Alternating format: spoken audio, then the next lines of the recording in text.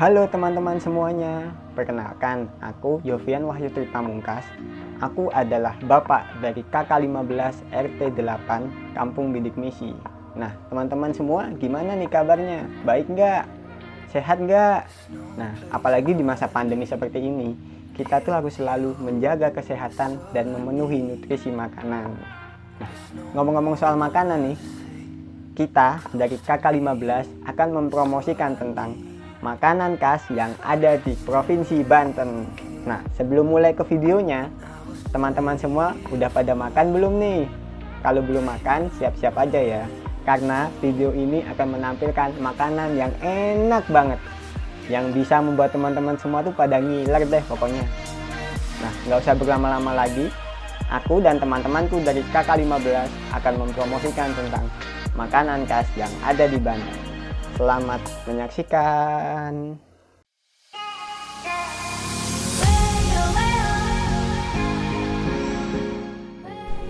Kue pasu merah telah lama dikenal oleh masyarakat Lebak karena merupakan perpaduan kultur berbeda antara makanan khas Jawa dan makanan khas Sunda dan menjadi primadona dari dulu hingga sekarang.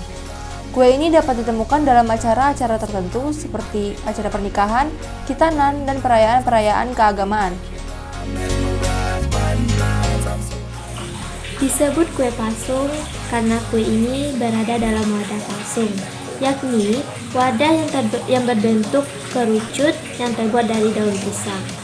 Kue khas Banten ini terbuat dari olahan tepung beras, tepung sagu, santan, dan gula merah yang kemudian dikukus sehingga teksturnya menjadi lebih kenyal dan rasa gula merah serta aroma wangi dari daun pisang.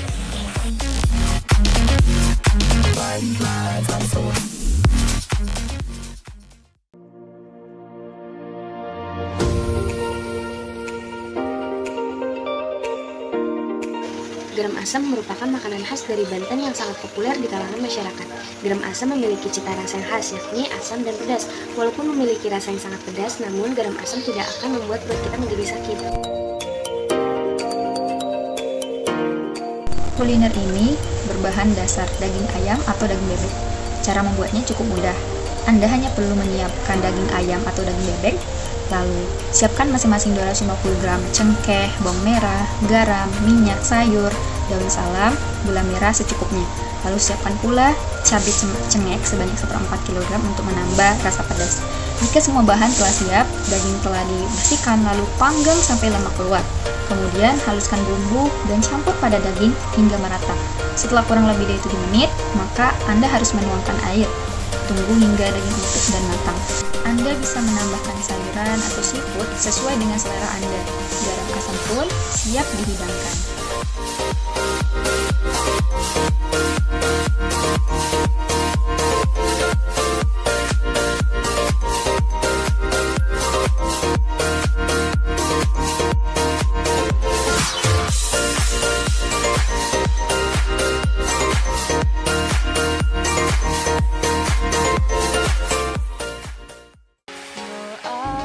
Yang ketiga ada angan lada. Dalam bahasa Sunda, angan lada berarti sayur pedas.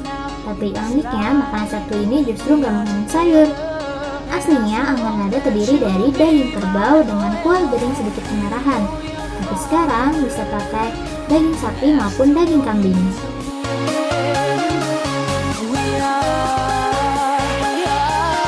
Angan lada biasanya disajikan pada hari-hari besar seperti Idul Fitri dan juga disajikan untuk menyambut tamu pada hari-hari besar.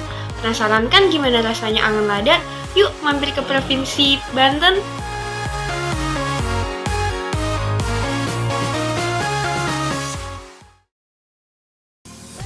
Sebagian orang tidak begitu menyukai ikan bandeng karena dirasa memiliki duri yang banyak. Namun hal ini tidak tampak pada sate bandeng khas Banten. Bentuknya pun berbeda dengan sate pada umumnya yang kita tahu seperti sate ayam, sate daging kambing, sate daging sapi, dan lain sebagainya. Karena bentuk sate bandeng ini mirip kepada kotak-kotak bandeng khas Gresik. Sate bandeng ini banyak ditemui di Serang, Banten. Sate bandeng ini mempunyai rasa yang jauh berbeda dengan sate ayam maupun sate kambing, karena mulai dari proses pembakarannya saja sudah melewati proses yang panjang. Sehingga ketika kita santap, yang ada adalah rasa ketagihan untuk mencicipinya kembali. Oleh karena itu, jika teman-teman pergi ke Provinsi Banten, wajib banget nih coba sate bandeng khas Banten.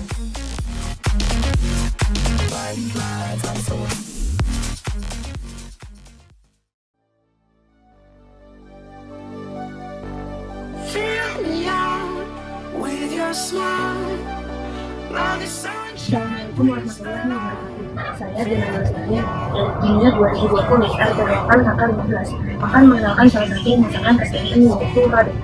Biasanya hidangan ini tuh paling banyak disajikan di daerah Cilegon. Sekilas tuh tampilannya mirip masakan Timur Tengah karena menggunakan kapsul gula dan juga bawang. Nah, radek ini itu biasa bahan utamanya itu menggunakan daging kambing, tapi banyak juga yang menggantinya dengan daging sapi ataupun kerbau. Bisa ditambahkan tetelan atau jeroan atau juga bisa jerawan saja ketika masak. Nah, secara visual, radek ini berwarna kecoklatan, mirip semur dengan kuah kental. Rasanya itu cenderung manis namun tetap segar. Biasanya radek ini tuh disantap sangat enak bersama nasi hangat dan juga taburan bawang goreng. Terima kasih.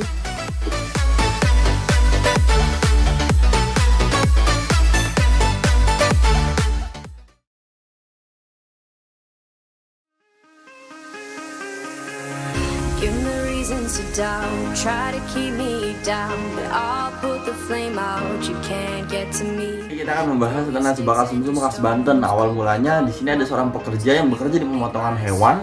Nah, di sini dia setiap hari melihat tulang belulang dari sisa pemotongan tersebut hanya dibuang dengan sia-sia. Nah, kemudian dia berinisiatif untuk membawa tulang tersebut ke rumahnya untuk dijadikan sebuah hiasan. Namun oleh sang istri, karena tahu tulang tersebut di dalamnya ada sumsum, oleh sang istri dimanfaatkan untuk sumsum tersebut diambil kemudian dimasak dengan nasi di dalam daun pisang, dan ternyata setelah dibakar rasanya menjadi lezat. Bahan yang diperlukan untuk pembuatannya yakni nasi merah, sumsum sapi, minyak sayur, kacang, tomat, terasi, cabai, bawang merah, bawang putih, dan juga daun pisang. Cara pengolahannya yang pertama, haluskan bawang merah, bawang putih, cabai, dan terasi. Lalu tumis hingga harum. Setelah harum, masukkan nasi merah dan juga sumsum sapi. Lalu aduk hingga merata. Setelah masak merata, masukkan ke dalam daun pisang, dibentuk menyerupai otak-otak besar. Setelah itu dibakar menggunakan arang sampai pembungkusnya berwarna kehitaman serta mengeluarkan aroma yang menggiurkan.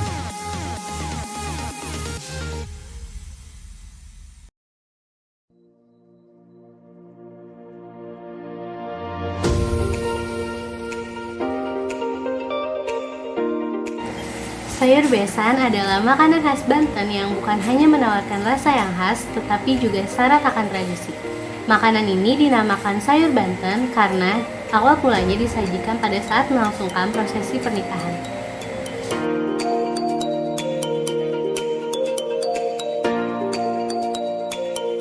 Sayur besan sendiri terbuat dari 4 komposisi utama, yaitu terubuk, petai, kentang, dan bihun. Adapun bahan lainnya untuk memperkaya tampilan dan cita rasanya adalah daging sapi, buncis, wortel, labu siam, ebi, dan udang kering. Kuah sayur besan berwarna kuning yang berasal dari kunyit. Dengan menyantap sayur ini, diharapkan hubungan persaudaraan antar dua keluarga makin harmonis dan langgeng.